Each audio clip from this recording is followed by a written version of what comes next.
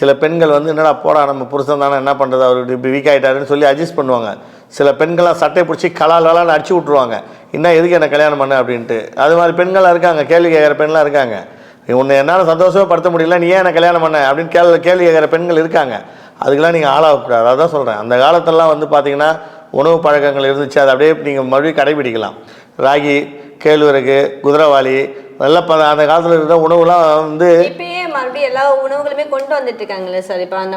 இப்போ எல்லாமே பார்த்தீங்க அப்படின்னா ஃபேஷனுங்கிற பேரில் புதுசாகவே வந்துட்டு இருக்கு, கொண்டு வராங்கம்மா. கடைபிடிக்க மாட்டேன்றாங்க. இப்போ நான் அப்பா அம்மா ஒரு சொல்கிறாங்க, ஒரு வார்த்தை சொல்கிறாங்கன்னா நீ என்ன சொல்கிறது நானா கேட்குறதுன்னு சொல்லிட்டு போகிறாங்க பாருங்கள்.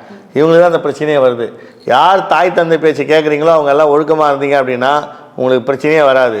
தாய் தந்தை பேச்சியோ இல்லை வந்து ஒரு ஃப்ரெண்டு வந்து நல்லது சொல்லுவான், மச்சான் வேணாம் இதை பண்ணாதானே நான் இதான் பண்ணுவான், நீ வாக்கு கூட சேர்ந்து கெடுக்கிறீங்க பாருங்கள், அவங்களாம் நல்லாவே இருக்க மாட்டீங்க. உங்கள் உடம்புல பிரச்சனை அதிகமாகி போயிடும்.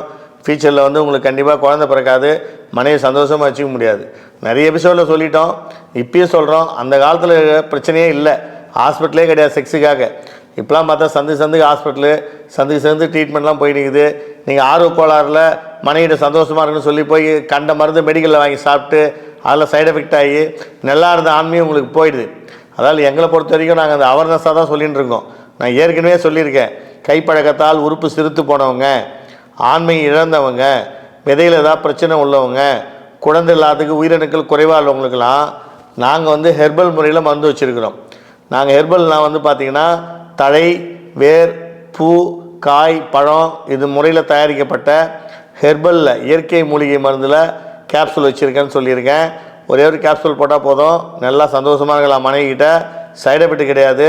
லேகியம் வச்சுருக்கோம், டானிக் வச்சுருக்கோம், மாத்திரை வச்சுருக்கோம். இதெல்லாம் நீங்கள் சாப்பிட்டீங்க அப்படின்னா மனைவிக்கிட்ட ரொம்ப நேரம் சந்தோஷமாக இருக்கலாம், குழந்தை பிறக்கும், உங்களுக்கு பர்மனெண்ட்டாக சரியாகிடும். பர்மனெண்ட்டுனா டாக்டரை பார்த்து ட்ரீட்மெண்ட் எடுத்து தான் நீங்கள் வந்து செக்ஸ் பண்ணணுன்ற அவசியமே வராது.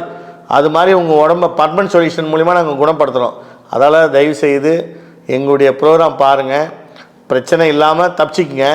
பிரச்சனைனா முழு ஆண்மையோடு இருக்கணும். சொன்ன அட்வைஸ் கேட்டிங்கன்னா இருப்பீங்க.